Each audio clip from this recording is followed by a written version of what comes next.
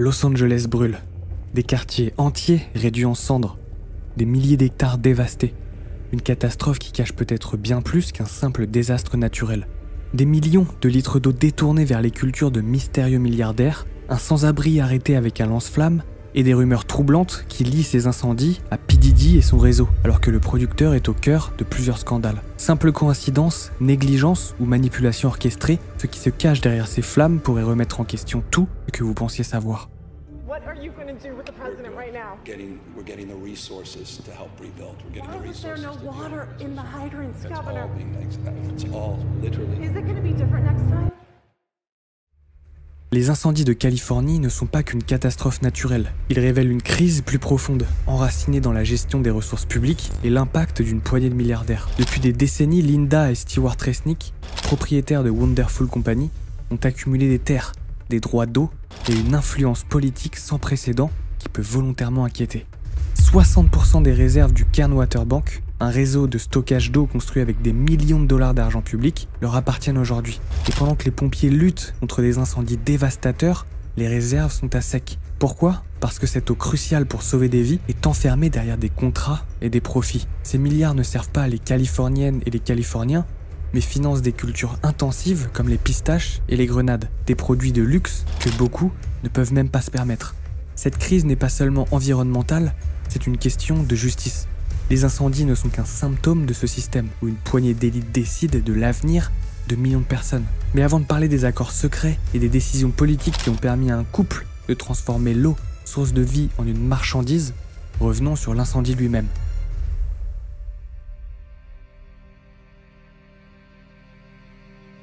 Le chaos a commencé bien avant que Los Angeles ne se transforme en brasier. Tout remonte au 1er janvier 2025, au cœur de School Rock, une zone escarpée du quartier de Palisade.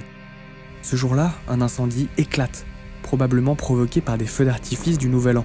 Le feu ravage une partie du canyon avant d'être rapidement maîtrisé, du moins c'est ce que pensaient les autorités. Mais 6 jours plus tard, le 7 janvier, le cauchemar recommence. Des jeunes randonneurs pris au piège par les flammes soudaines filment leur fuite désespérée. Leurs vidéos partagées sur les réseaux sociaux est l'un des tout premiers témoignages du désastre. Peu après, un habitant de l'autre côté du canyon capture à son tour des images. Une colonne de fumée monte dans le ciel, exactement au même endroit que l'incendie du début de l'année.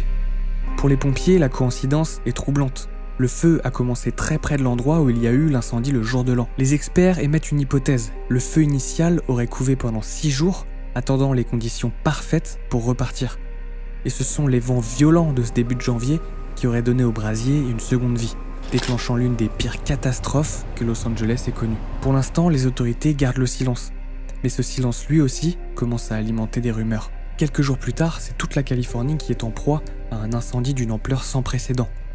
Les feux ont ravagé des milliers d'hectares, 1,5 fois la taille de Paris, détruisant non seulement des paysages, mais aussi des vies humaines et des infrastructures vitales. Les dégâts, estimés à plus de 150 milliards de dollars, rendent ces incendies parmi les plus coûteux de l'histoire des États-Unis. Plus de 130 000 personnes ont été contraintes de fuir leur foyer, laissant derrière elles des maisons en cendres et des souvenirs effacés. Ces incendies ont mis en lumière une vérité inquiétante. Dans les zones les plus touchées, les pompiers se sont retrouvés à sec. Les réservoirs déjà vidés par la sécheresse n'ont pas suffi. L'eau, essentielle pour combattre les flammes, manquait au moment critique. L'un des feux les plus dévastateurs a frappé Pacific Palisades, un quartier très huppé de Los Angeles. En 48 heures, des dizaines de maisons ont été englouties, laissant derrière elles des cendres là où se trouvaient des propriétés inestimables. Les survivants décrivent des scènes surréalistes, des rues noires de fumée, des voisins fuyant et des flammes avançant comme une force incontrôlable. À quelques kilomètres de là, des sites emblématiques comme Hollywood ont été évacués. Une décision nécessaire mais paralysante pour l'économie locale. Ces flammes n'ont pas seulement réduit des hectares en cendres, elles ont ébranlé toute la région, révélant sa fragilité face au changement climatique. Selon les experts, ces incendies ne sont qu'un avant-goût. D'ici 2030, le nombre de méga-feux pourrait grimper de 14%. Mais ces crises ne sont pas seulement climatiques. Elles sont aussi le résultat de décisions politiques et humaines. Pourquoi l'État le plus riche des États-Unis semble-t-il si mal préparé? Quels choix ont mené à cette vulnérabilité et surtout, qui tire profit de ce chaos? Au fait, si vous aimez cette chaîne, pensez à vous abonner, car ce n'est que le début de ce genre de contenu. Revenons au couple milliardaire Linda et Stewart Resnick. Stewart, fils d'immigrants juifs de classe moyenne dans le New Jersey, a démarré dans les affaires en créant une société de sécurité pendant ses études. Linda, ex-enfant actrice et fille d'un distributeur de films, a fondé sa propre agence de publicité à seulement 19 ans. Dans les années 70, leur rencontre fusionne ambition personnelle et talents entrepreneuriaux. Ensemble, ils bâtissent un empire, débutant avec des acquisitions comme Teleflora, la livraison de fleurs, et Franklin Mint, des objets de collection. Et c'est dans les années 80 qu'ils trouvent leur véritable champ de pouvoir, l'agriculture. Ils investissent massivement dans des terres agricoles californiennes où la ressource clé n'est pas la terre, mais l'eau.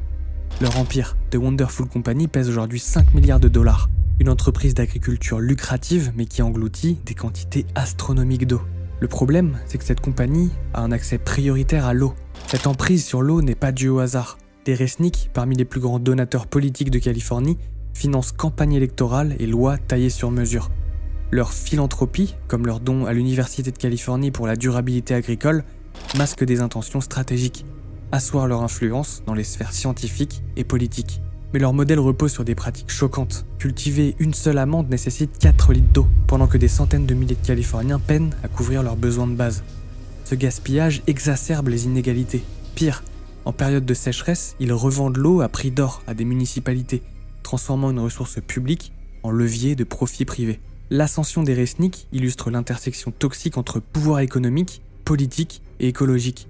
Ils ont transformé une infrastructure publique en machine à profit, aggravant les inégalités et rendant l'État encore plus vulnérable face aux catastrophes comme celle-là. Mais maintenant que vous en savez plus sur les problèmes d'eau et sur les prochaines années qui s'annoncent sombres pour les habitants de Los Angeles, parlons des autres suspects présumés. Quelques jours avant le début des feux dévastateurs, des habitants d'un quartier de Los Angeles ont repéré un homme qui déclenchait un incendie volontaire. Interpellé par les habitants du quartier directement, il a été confié à la police qui a lancé une enquête. Cet homme, un sans-abri armé d'un lance-flamme artisanal, a ravivé le débat sur la gestion des sans-abri par la ville. Cette affaire met en lumière un problème de plus en plus urgent, la crise des sans-abri à Los Angeles, qui semble hors de contrôle. Selon un rapport, le nombre d'incendies liés à des camps sans-abri a doublé entre 2020 et 2023, atteignant un total alarmant de 13 909 incidents. Les incendies, souvent déclenchés par des sans-abri cherchant simplement à s'abriter ou à chauffer leurs espaces, deviennent une menace croissante pour les résidents. Levi Freeman, un résident d'Hollywood et agent immobilier, a exprimé ses craintes. Un feu de tente pourrait embraser d'autres bâtiments et se propager si les pompiers ne peuvent pas arriver à temps. La crise des sans-abri est devenue si grave que la Cour suprême des États-Unis a dû intervenir en juin dernier, autorisant les municipalités à arrêter les personnes campant dans les rues. Cependant, le maire de Los Angeles, Karen Bass, actuellement sous le feu des critiques pour sa gestion globale des événements, a rejeté cette décision, la qualifiant de politique et affirmant que la solution résidait dans l'accueil des sans-abri par le biais de logements et de services de soutien. La seule manière de résoudre cette crise est d'apporter un toit et des services de soutien aux sans-abri, a-t-elle déclaré. Mais alors que la pression publique monte contre cette approche libérale, Bass semble commencer à changer d'avis. Après la victoire écrasante de Donald Trump en novembre, la maire de Los Angeles a indiqué son intention de travailler avec l'administration conservatrice, y compris en transférant les sans-abri vers des terrains fédéraux. Cette évolution pourrait en partie répondre à la forte demande des pompiers qui en juin ont été blessés lors d'une explosion dans un camp de sans-abri. Un capitaine des pompiers, Eric Scott, a dénoncé la situation en disant « Où est l'indignation de la ville face à ce qui se passe ? Ce que nous faisons aujourd'hui ne fonctionne pas. » La situation est d'autant plus préoccupante que la police de Los Angeles a arrêté d'autres individus, dont Ruben Montes, un homme de 29 ans, accusé d'incendie criminel après avoir allumé un petit feu de broussailles dimanche. Ce genre d'incident devient de plus en plus fréquent et les autorités locales ont lancé des efforts pour cibler les campements illégaux dans les zones à haut risque d'incendie. Au moment où j'écris ces lignes, le bilan s'alourdit encore. Une 25e victime vient d'être annoncée par le médecin légiste du comté de Los Angeles, tandis que l'Eaton Fire continue de ravager le nord-est de la ville. Les vents, qui peuvent atteindre jusqu'à 80 km/h dans les montagnes, menacent d'attiser davantage les flammes. Le service météorologique national a déjà lancé un avertissement rare de situations particulièrement dangereuses. Mais au-delà des statistiques brutes, c'est tout un système qui montre ses failles. La maire de Los Angeles tente de réagir avec un décret exécutif pour accélérer la reconstruction, 30 jours pour examiner les permis de construire, des groupes de travail dédiés à l'enlèvement des débris, des mesures d'urgence qui, si elles sont nécessaires, ne s'attaquent pas aux racines du problème. La situation actuelle à Los Angeles n'est pas qu'une simple catastrophe naturelle, c'est le résultat d'années de décisions politiques privilégiant les profits au détriment de la sécurité publique. L'accord de Monterey, la privatisation des ressources hydriques, la gestion contestable de la crise des sans-abri, autant de choix qui ont rendu la ville plus vulnérable face aux défis climatiques. Aujourd'hui, avec près de 88 000 habitants sous ordre d'évacuation et la forêt nationale d'Angeles fermée pour risque critique d'incendie, Los Angeles fait face à un avenir incertain. Les vents de Santa Ana continuent de souffler, et bien que moins puissants que la semaine précédente, ils peuvent encore transformer une étincelle en enfer. Cette tragédie a récemment pris une tournure surprenante avec l'émergence d'une théorie reliant la maison du rappeur P. Diddy aux événements tragiques. Alors que de nombreuses célébrités ont perdu leur maison dans les flammes, celle de Diddy à Los Angeles a miraculeusement échappé à la destruction, alimentant des rumeurs selon lesquelles cet incident aurait pu être orchestré pour dissimuler des crimes sexuels présumés liés aux manias du hip-hop. Je vous invite à aller voir la vidéo sur lui si vous ne l'avez pas vue. La théorie a été avancée par Catherine Austin Fitts, une ancienne fonctionnaire sous George Bush. Dans son podcast Financial Rebellion, Fitts a suggéré que les incendies pourraient avoir été utilisés pour effacer des traces compromettantes, notamment les liens de Diddy avec ses faits controversés.